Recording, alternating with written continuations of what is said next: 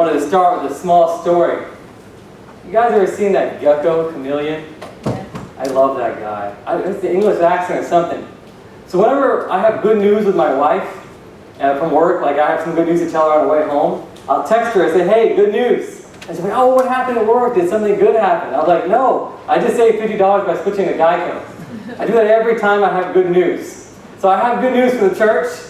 I got a letter from the IRS. And that's always an awkward thing when it says IRS. I'm like, okay, what does this mean? So I opened it up and it says we got our 501c3 status, which is a big deal. Okay, if you don't know what it means and you're just clapping, that's good. I like that. What it means is, every time you guys give donations to the church, we're a volunteer group, which means we don't want money for ourselves. Every dollar you gave us bought these lights, the stuff we need for the church. But the IRS can tax that. If you don't have full proof in a sense, that means like they would take some of the money you gave. But they acknowledge churches as non-profit entities because we are a religious corporation. But in a good way, the 501c3 kind of makes it formal. It just documents that basically we're set. You know what? From here on forward, it acknowledges New Covenant Gathering as a church. It acknowledges us as an entity, even by the government standards for every bit of church. And if you've ever given to the church yet at all, then a year we give the little slip that shows how much you give for tax deduction purposes, and everything's legit. So it was good before, but we're documented. So that was a big deal for us. I appreciate anybody that spent time praying for that. I'm really grateful to see that behind us. And I know that moving forward, we'll just continue to grow and try to expand the mission that we've given the church, and we'll go from there. So that's the good news. And anyways, last week we were in the sanctuary and we enjoyed that. This week we're back in the chapel and we believe that everything will go smoothly this week. If you were last week, you saw we hit a few bumps in the road, but that's okay. We've got everything set up this week to pick up where we left off. Just to formally introduce everybody, again, everybody knows my name, I hope. I'm Michael Boaz. We've had this church about 4 months and a couple weeks, and the entire church was really centered around you. Guys, everybody that comes here, the entire purpose of this church is to empower each believer here to show them the gospel, and not just the gospel at the ending at salvation, but that you've all been called to minister and to be used mightily outside those doors. And God is looking at each of you for that same purpose. And so it's not a pulpit ministry. It's not necessarily, hey, just come hear me talk. It's about equipping each of you, according to Ephesians 4, to fulfill the ministry, to become a perfect man in Christ. And that's why we started. And I believe that God has been confirming and reaffirming and helping us when we hit a few bumps in the road. And so I'm just happy with everything that's been going on. I know that it's growing, and we expect to see big things with God as we can continue together.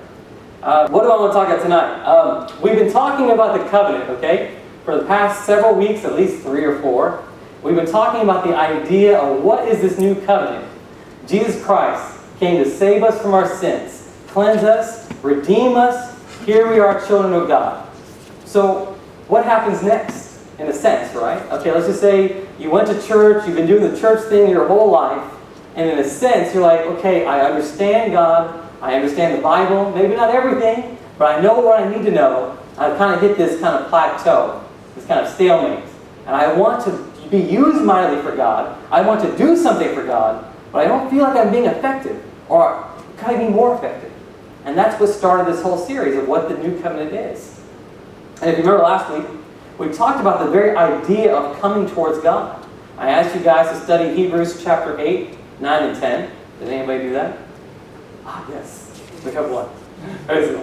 So what it is an understanding, according to Hebrews, that anybody, not just the high priest, could literally come towards God and say, I want to talk to you. And if you didn't get a chance to understand that, I'm asking you, because it's for the church, that you get a chance to look at that. I'm really asking, because the devil did everything he could do to shut that message down. And we got a chance to redo it, and I'll put it up on YouTube. But I really encourage you guys, if you want to understand how to increase your relationship with God, that you would take time and look at that. Okay, when you get a chance, Hebrews chapter 8, 9, 10 tells us how we can literally meet God. Anybody. I don't care if you're young, old, ordained, not ordained. It doesn't matter. You have full access to God. And it's very important that we as a church understand that. So I want to transition, because last week I mentioned something that's very critical about what's needed to come towards God. I just want to start with a small analogy. I told you guys we got that 501c3 letter. It was just a piece of paper, okay? It's just a piece of paper, tri-folded from the IRS that says, congratulations, New Covenant Gathering, you're a non-profit organization. You're a 501c3 tax exempt. Now, whether I saw that letter or not, was I still non-profit? Yeah. What do I mean? It means when the IRS looked at my application and they said Michael's church, or our church together, fits the requirements, they made the decision that day. Okay? So whether or not I got the letter, let's just say the letter was lost and I never read the mail. Was I still 501c3? Yes. Why? Because the government made a decision that day. Do you guys follow?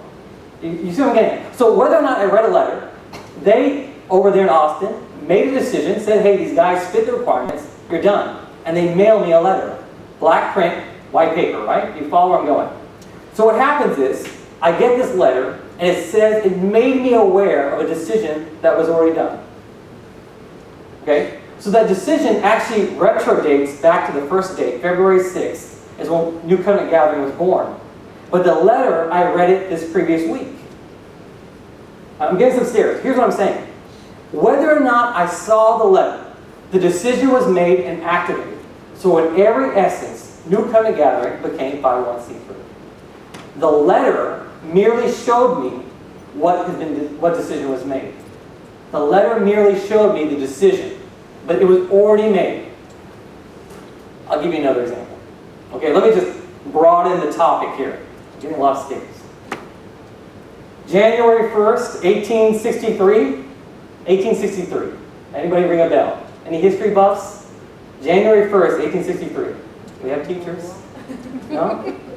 Abraham Lincoln signed a letter.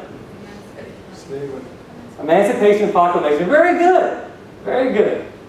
So what did he do that day? On that day, January 1st, 1863, Abraham Lincoln signed a letter that did what? It made every slave free. Now, was every slave technically free that day? Yes. But did they see it in their life? No. No. What am I getting at? The Bible was written before all of us were born. It was the Word of God. Everything was done when Jesus said it was done. The Word merely tells us it's already done. That's really today's message. It's a short version. In a sense, I want to show you what we're missing as a church, or what the church as a greater whole is missing. I'll remind you again. New Covenant Gathering, Austin said you're a 501c3, and they backdated it to February. The minute I found out, I was aware of a decision months ago. Abraham Lincoln says, you know what, January 1st, as far as I'm concerned, no more slavery. No more slavery. No more people in bondage. No more beating, inhumane activity against people of another color. Yet when they signed it, it didn't take effect immediately because the people resisted. You remember that? The Civil War occurred around that period, and one of the major platforms of that Civil War was what? Slavery. Sadly, it's one of America's darkest parts of the history. It still echoes today. Don't tell me that slavery hasn't had an effect on American history to this very day. We still have programs because of that mistake. And yet, worse than that, the minute Abraham Lincoln took a piece of paper and said, you're free, and wrote it down and signed it and said, this is the law, people rebelled and said, no, I won't have that freedom in this part of the country.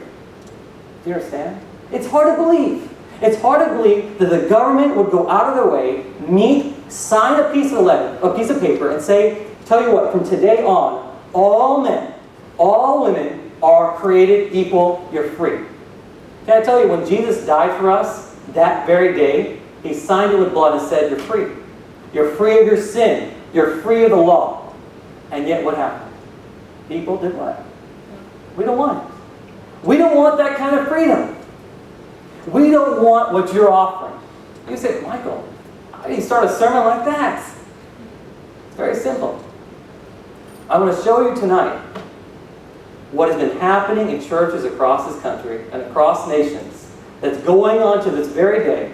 And even though our Father, who has the true government on his shoulders, Jesus Christ, remember the book of Isaiah, says the government will be on the shoulders of Jesus Christ. And what Jesus, when he made the decision, and when he made it, it was done. The Bible is given to us for us to read. It's finished. And yet we're still carrying around things that aren't possible, that aren't allowed. We're doing it.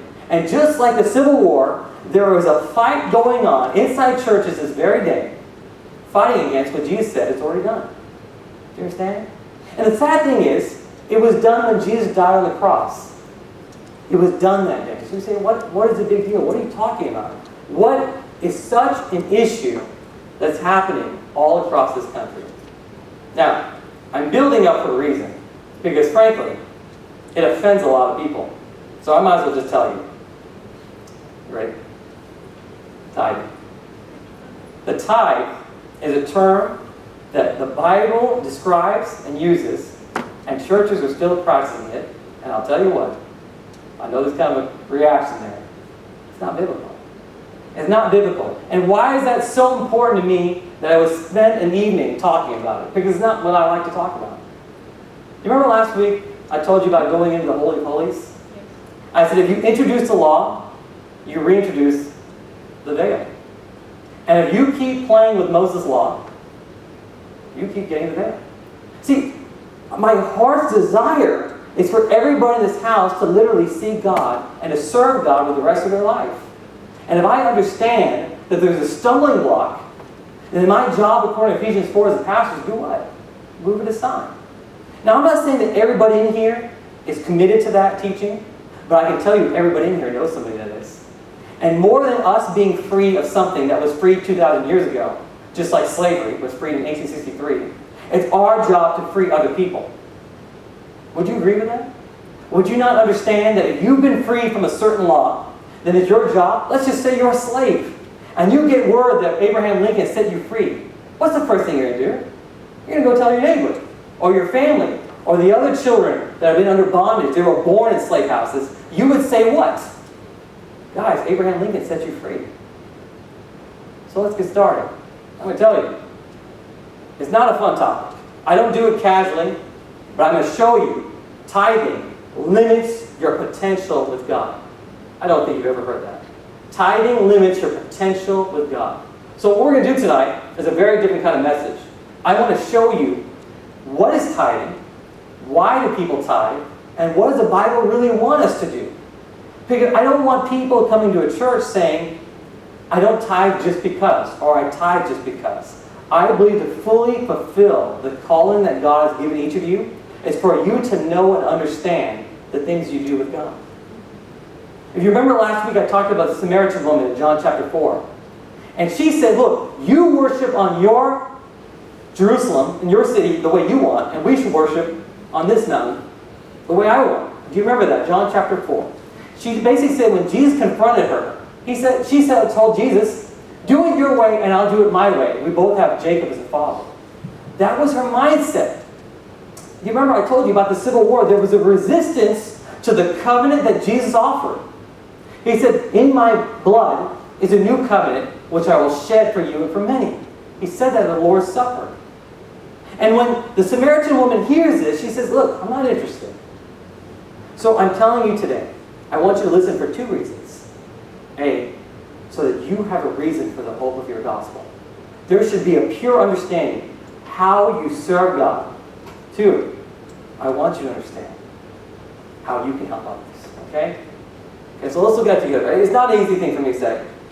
We're going to look at just why tithing is even in the Bible, what it's about, when did it start, what's going on. Why, if I am so true, how can thousands upon... I've been to other nations that tithe. Okay? So I'm not talking America. I've been to other nations. Why is it the whole world is under this understanding? And here I am standing saying, they're wrong. Let me explain. First thing is, let's go look and find out when did tithing actually start. Simple as that, right? Let's look at the book of Genesis. We're going to see two men who started tithing. Abraham and Jacob. Okay? We're going to look at Abraham first. And what I'm going to do tonight, which is very different, I'm going to look at each story, and I'm going to explain to you the fallacy behind it. Because everybody's used these stories to tell me I need time. And they told you you need time, okay? Is that fair? You guys are going to stick with me? You've seen me for 4 months. Just trust me. I haven't led you astray yet. Genesis chapter 14. Okay, Genesis chapter 14. We're going to pick up on the story of Abraham. Now, Abraham has a nephew named Lot. Lot went to Sodom. Abraham went the other way. While Lot was in the Sodom-like area, he and his family were taken captive. So Abraham, being an uncle, a good uncle, took his people and went and attacked those people that took Lot captive. And he destroyed them, freed Lot and his family, and came back with a bounty, or the spoils of war. And he recovered everything that Lot had lost. So let's look at Genesis chapter 14, verses 18 through 20. Genesis chapter 14, verses 18 through 20. It says that Melchizedek, king of Salem, brought out bread and wine. He was the priest of God Most High. And he blessed him and said, Blessed be Abram, which is also Abraham, of God Most High, possessor of heaven and earth. And blessed be God Most High, who has delivered your enemies into your hand. And he, being Abraham, gave Melchizedek a tithe of all. Okay, this is Genesis chapter 14. Abraham gives a tithe to Melchizedek. This is used to explain tithing. So we want to talk about what happened, why did it happen, and what does it mean today. Okay? 3 things I want you to understand. We're going to go through a few stories. This is a little bit different than a traditional sermon, but you're going to learn a lot. First thing is, who is Melchizedek? It says it right here. He's a king. He also says he was a priest. Abraham came back with what? A bunch of spoils. Like a ton of stuff, because he destroyed a bunch of kings. And he said, you know what? I'm going to give you a tenth of that. And they called it the tithe. It didn't say Abraham gave up his possessions. Abraham was doing this weekly. Abraham did this with a yearly income. It just says Abraham came back with spoils. And one time, after meeting this guy, he said, look, here you go. Have 10% of what I got. I'm going home with a 90. Now, if someone tells you need a tithe because of this, I would beg to differ. First of all, throughout the rest of Abraham's life, it never talks about tithing again.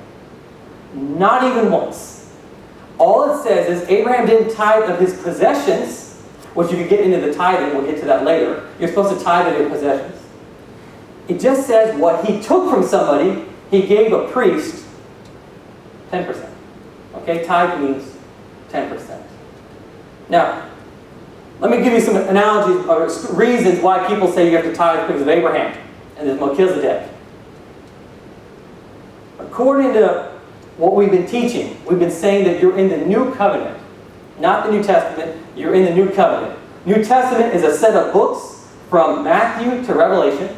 New Covenant picked up when Jesus died. Does everybody remember that? Yes. That's critical because it will change the way you see tithing. So he starts with Abraham. You know what people will tell you about Abraham? Before the law came, which was Moses in Exodus, this is Genesis, Abraham tithed.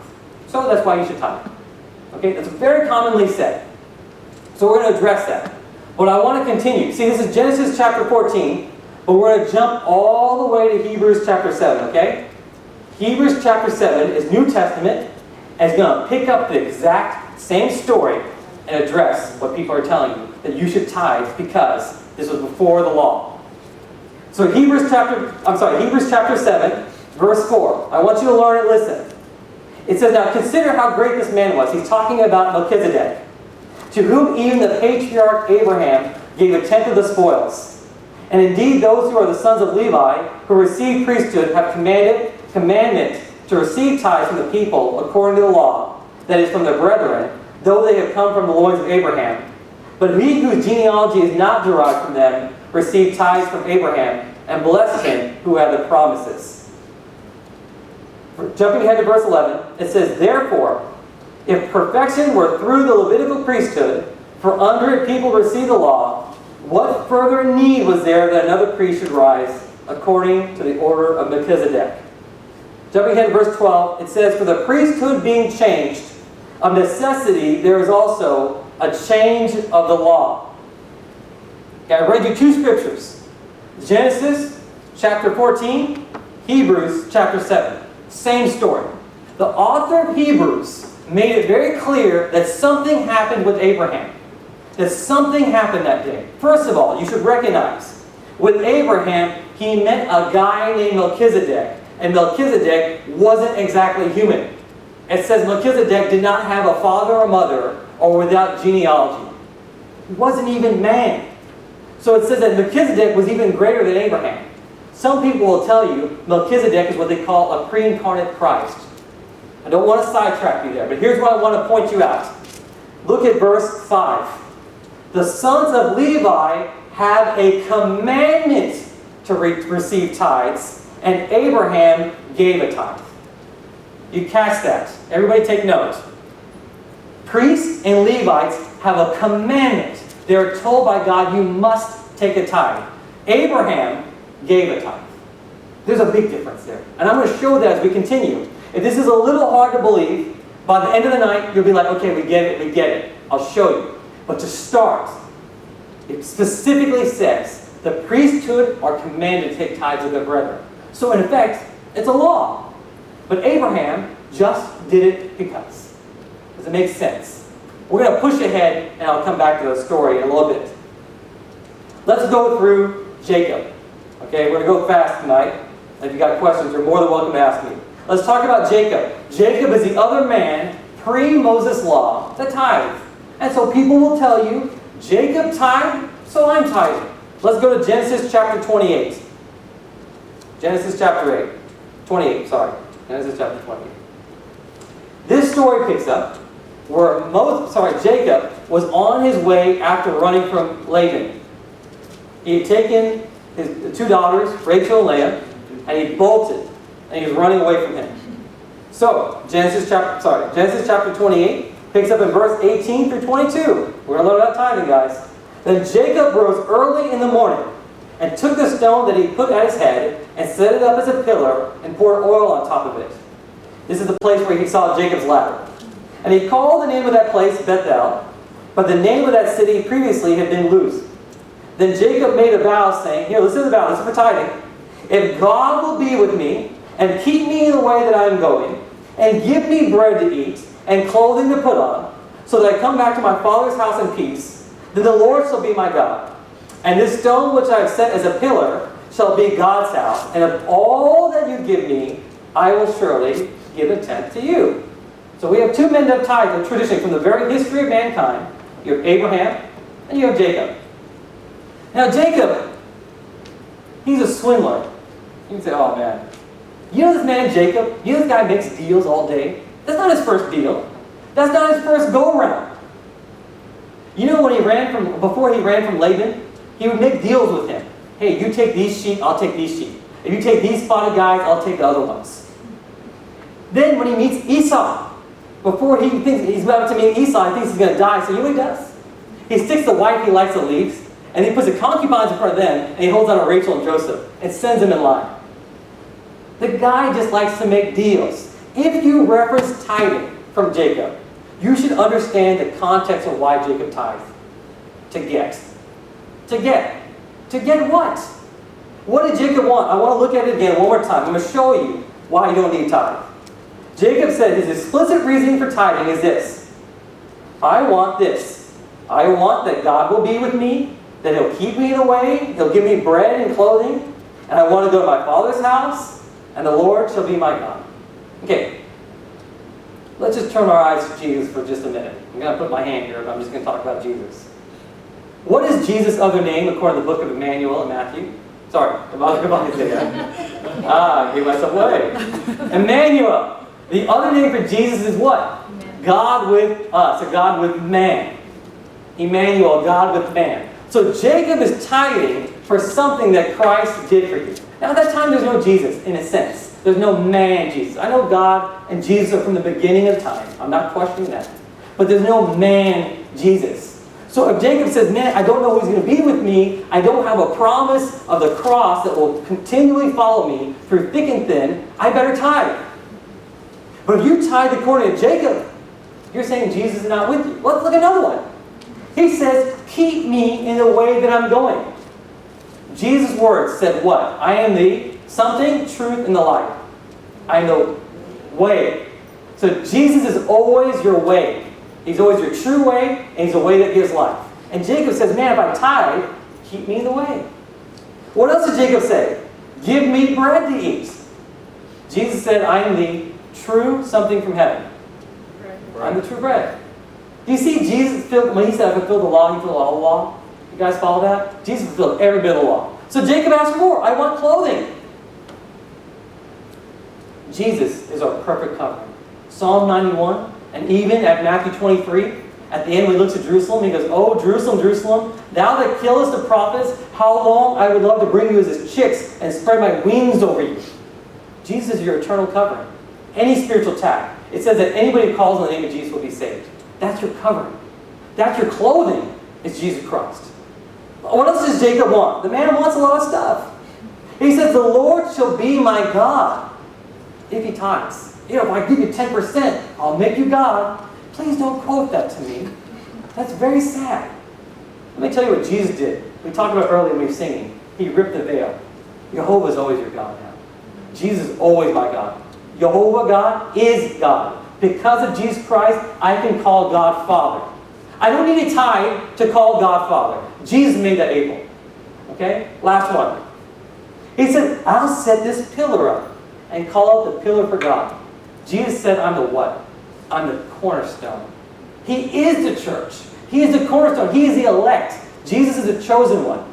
So if you look at tithing and you look at Jacob, he's got a good idea.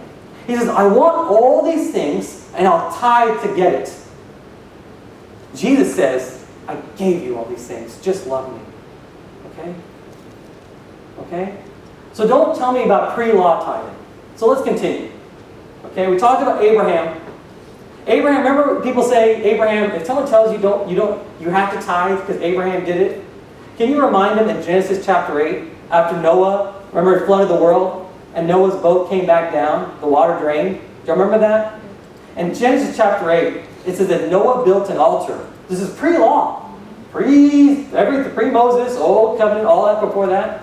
It says there that he took every clean animal and every clean bird and offered burnt offerings. Genesis 8, Noah, after the world flooded, it said that Noah made an offering, animal sacrifice. So animal sacrifice is pre-law. If they tell you tithing is pre-law, tell them to go pick up some doves on the way to church. We got to get a little sacrifice altar here going. It's really foolishness, guys, to tell me that you have to tithe because Abraham did it. Because according to Noah, which is older than Abraham, he sacrificed. And please don't animal sacrifice. Don't tell NCGs telling anybody animal sacrifice. That's creepy. You might go to jail even in America. I'm pretty sure you will. So let's not do that. But I just want to remind you that if you're going to go all pre-law and pre-covenant on me, I'll tell you blatantly, you probably want to get that bullshit started. I don't know where you'll find one. Other things that are Old Testament, I'd say this kind of like tongue-in-cheek, circumcision, that's creepy. Polygamy, Jacob had 2 wives and 2 concubines. Do not do that. Do not do that. Will not go well with your wife. So those are things that people say and try to tell you very boldly, yeah, I know how to tithe. It's because they did it before Moses told you to. That's why it's holding over. Just remind them, I can get married again, I can pick up some women that I think I like, I can animal sacrifice, I can build my own altar. Let's put all that aside. Okay, so now that we kind of wiped the plate with all that, let's get to the real reason tithing was in the Bible. There is a good reason the Bible started tithing. I'm not saying we tithe today, but there was a good purpose. Moses was given tithing. It's a good thing for them at that time. Why? Who was the tithe primarily for? Levites. Yes, thank you. Levites and priests. Do you know these guys would spend all day in that tent I showed you guys last week? They didn't have a job. So you would say, okay, well, we do need to support our ministers. We do need to support our church. But just hold that thought. What is a tithe technically? Don't tell me 10%. What is it physically? Does anybody know what the tithe is? Somebody speak up loud? Grains. Grains. Generally is food. There is no mention of money tithing. Here's a list of tithes, just because we got to speed this thing up. Tithe is listed in the Old Testament if you just want to go through the whole thing. Grain, wheat, oil, oxen, sheep. Those are the ones that list tithe. It doesn't say money. Now, are you going to tell me there's no money throughout the entire Old Testament? You guys ever heard of a shekel? Yes. Shekel is a unit of money during the Old Testament and Old Covenant. But the Bible says you are to tithe these things according to Mosaic law. So once we wipe the plate of this whole pre-law tithing, let's talk about the law tithing. It says it's food. Food. Grain, oil, wheat. You can bring some wine in. You'll say, okay, what about the offerings? You can offer anything you want to God. But you're commanded to feed the Levites and priests. So it was a good thing. They needed food. These guys were farmers. You say, oh, that's their currency. Wrong. Again, there's a shekel. It's money. There's money. But God never demanded money out of anybody. He just said, just make sure they're fed. If you want to bring them clothing, if you want to give them something, give it to them. But I'm requiring you to feed them. That's all. In a sense, he's saying, feed my sheep. Do you remember what Jesus told Peter when he reconciled him? He said, tend my sheep, feed my sheep. Feed them. He didn't say, buy them off. Anyways, that sounds angry. Now let's get to the favorite tithing sermon. Oh my gosh, I visit churches. I'm there for an hour, one service. I've never even been to these churches. And they'll quote to you Malachi 3:10. Malachi 3:10. Let's put it up. I bet many people have this memorized. It says, bring all the tithes into what? Storehouse, that there may be what? Money? Did it say money? What's it say? I can't read. It doesn't say food because my pastor didn't tell me to bring food to church. It says there be food in my house. And try me now, says the Lord of hosts, while I'm not open for you the windows of heaven and pour out for you such a blessing that there will not be room enough to receive it. Food. Now, here's the deal. As someone's teaching this to you and telling you to tithe, I'm going to tell you there's an essence of greed in their conversation. Tell them, get away from me, Jacob. What am I telling you? I'm just doing this so that you understand. I don't want people in our church to say, I don't give God money just because I don't want to. I want them to understand why you don't tithe. Tithing is food. Tithing is required of the brethren. It has set amounts. And in here, in Malachi 3:10, it tells you that you tithe. Okay? What's the other reason people tithe? Back up 2 verses, please. Verse 8 and 9.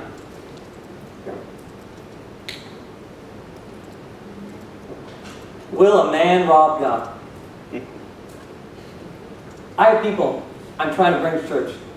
I have people that are angry at God. I have people that don't know where they stand on their salvation. I bring them to church, and I have pastors and chief church leaders and people saying, you are robbing God, you are cursed. Verse 9 says, you are cursed with a curse. I've seen more than enough sermons say you're cursed for not tithing. And thereby we create the second reason people tithe, complete terror and fear of God. And it makes me angry.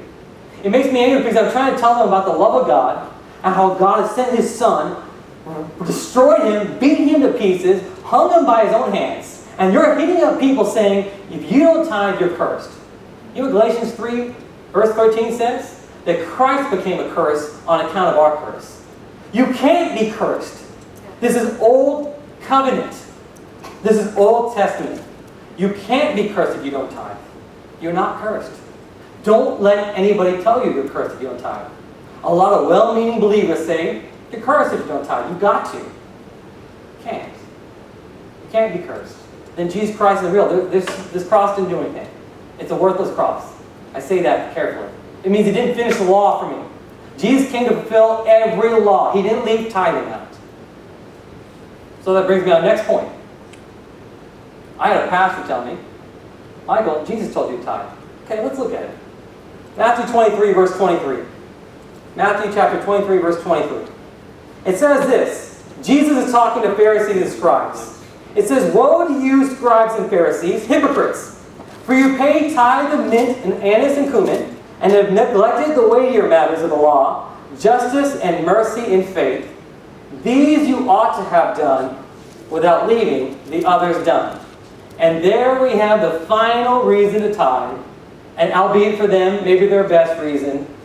Jesus said, don't leave tithing undone. And we have their grand point. Do you remember how I started this series? I said there's a difference between the covenant and the testament. So when Jesus is alive, what covenant was operating? Old covenant, right? What triggered the covenant? Does anybody remember? Blood. Blood. Thank you. Man, you guys are amazing. You guys are ready to go outside and do this job for me because I'm going to retire.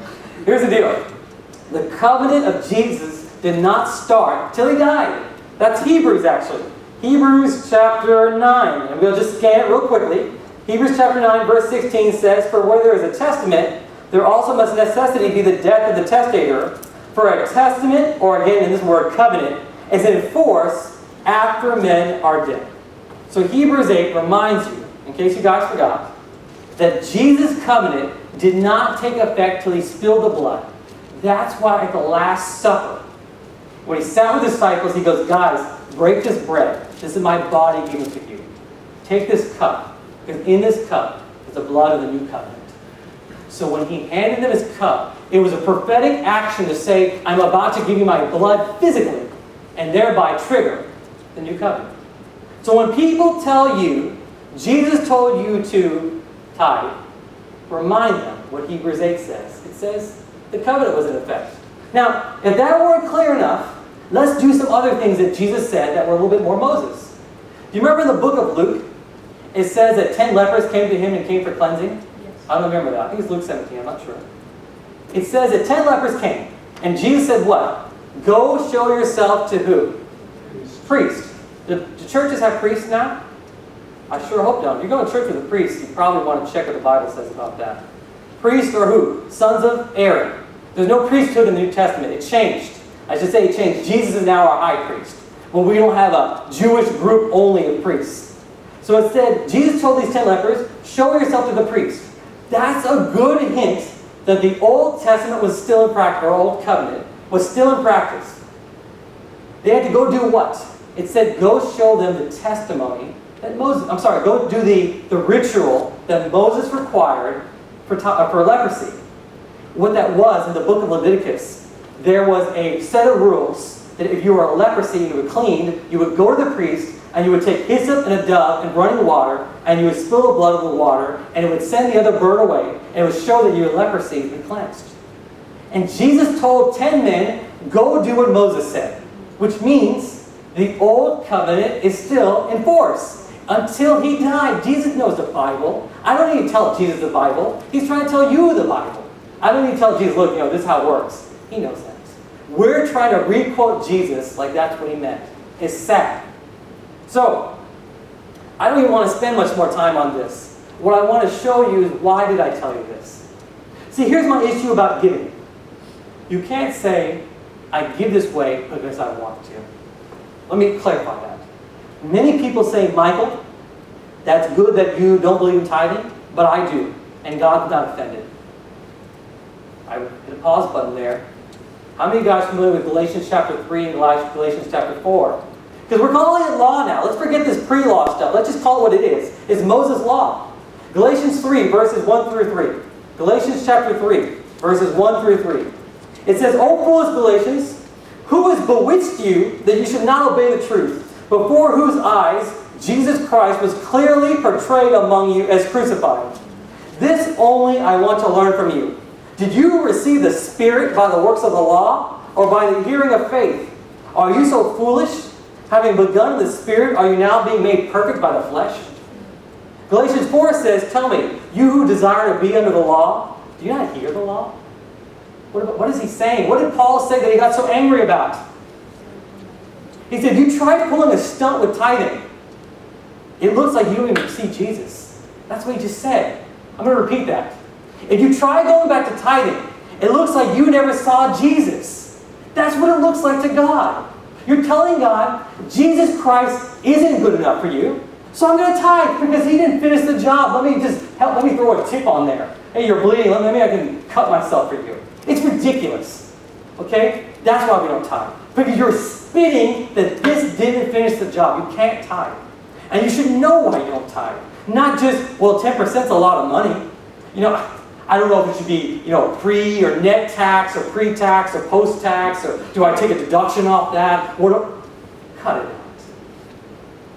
Tithing is just a requirement that Moses gave amidst a lot of laws. If you want to read law, go read Exodus, Leviticus, and Numbers.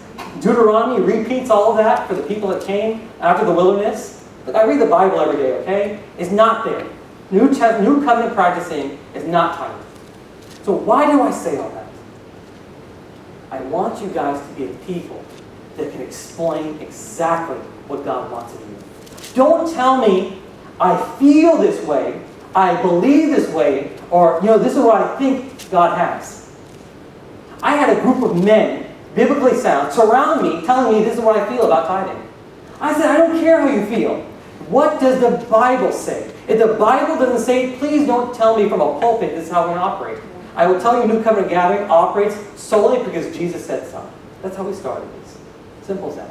So when you choose to give in your personal way, you don't tithe, not because, well, that's a lot of money.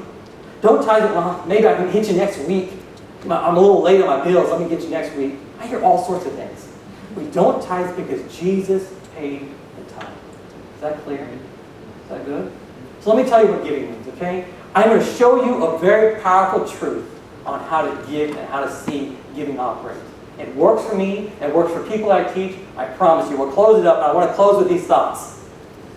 2 Corinthians chapter 9 talks about giving. It's written by Mr. Paul. Paul writes 13 epistles. How many times does Paul bring up tithing? None. Doesn't even use the word. You would say, what about Hebrews? Every Pauline epistle, Paul's epistle, starts with the same word, Paul. Every Paul epistle starts with Paul the Apostle. Paul the Apostle. Look it up yourself. Hebrews starts with the word God, who spoke in sundry manners in various times. Whatever. So, that's my issue. Paul never brings up tithing, but he does teach on giving. So how do we give? 2 Corinthians chapter 9, we're going to read a bunch of verses, 6 through 15. It says, but this I say, he who sows sparingly will reap sparingly, and he who sows bountifully will also reap bountifully. That's pretty clear.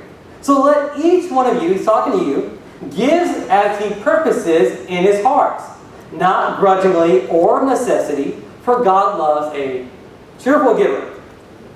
Let's stop there. That's your giving. If anybody says, how do you give to the church? How do you support?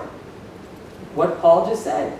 I give according to the desire that God puts in me. That can be 1%, that can be $5, that could be 1,000%. I don't care. But it's purely between you and God. We have a treasurer. We have a department that keeps track of finances. I will not go behind you and say you're behind on your giving. But I can tell you people that get those phone calls. That's not how we operate. That's not what God says in the Bible. He says that you give as you choose to give. Because if you give reluctantly, that's not really what God wants. Let me make it clear. I've been using the marriage analogy a lot. I've been married 3 years. I start Monday. I put a piece of paper in front of Princess and say, hey, I want to know how many times you want me to call you, how much I should take you to dinner, what food and how much we should spend, and don't call me in between these hours because I'm tired. Can you imagine that kind of marriage? Oh boy, this ring would be missing shortly thereafter. That's what we're doing when we bring tithing. This is how much I love you. There you go. Cut you a check. You like it? Oh man. Yeah, treasurer, can you not cash that check, brother? It was a rough week, you know. I hear these crazy stories. People taking change back from the offering basket. I remember a friend where they passed the basket and people take a wallet out and they start pulling money back out. Like they want a 10 and they only got 20 there. Brother, you got a 10 in there? We make a joke out of church. Church is not a joke. I laugh because it's funny, but God's not laughing at this. He's like, man, it hurts my feelings. How do you think my wife feels if I shoved a piece of paper and said, from now on, I spend 1 hour out of every 24 hours with you. 1 hour. I'm cutting you a break. That's more than 10 minutes. It would hurt her feelings. We don't give like that. We give as we choose. I put that basket in the back for this reason. You do what you want. I don't see it. I don't know it. We track it. We keep track of everything. We use it as faithfully as possible to cover the ministry expenses. That's it. That's giving. That's all it is. Now here's the secret I'm going to show you, and we'll stop. Verse 8, okay? This follows that conversation. It says, if you sow sparingly, you get sparingly. If you sow bountifully, you can reap bountifully. Verse 7 says, give as you purpose. God wants you to give joyfully. So here's the secret. Verse 8, I want you guys to read carefully. Can you read together with me? Because there's a secret tucked in there. It says, and God, read with me, and God is able, we sang that, to make all grace abound toward you, that you, always having all sufficiency in all things, may have an abundance for every good work. Stop. I don't know if you caught that verse. What's he saying? See, 2 Corinthians 9 is not the only place Paul talks about giving. He talks about giving throughout the New Testament. He says, I want you to seal this fruit. He calls giving a fruit. And he wants you to have the ability to have that fruit between you and God. So Paul says, if you'll give, I want to make sure that is accounted to you. Okay? It's a different book. But here's what I want to show you. This follows what? If you have a heart to give, then God is able to make it happen. So what am I saying? Y'all figured it out yet?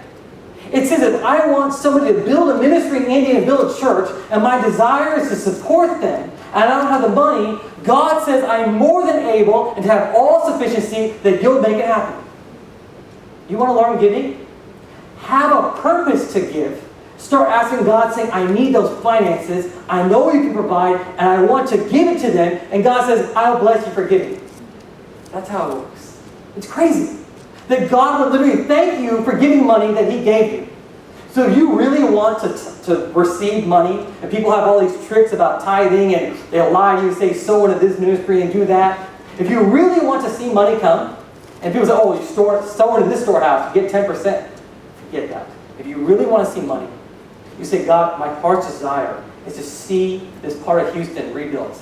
I want a church there. All it is drugs and slumlords and prostitution. There's no house of God. I don't have the money, but I want to give. And you start praying and say, God, I need the finances to support there. It says, God is able to make that grace abound to you.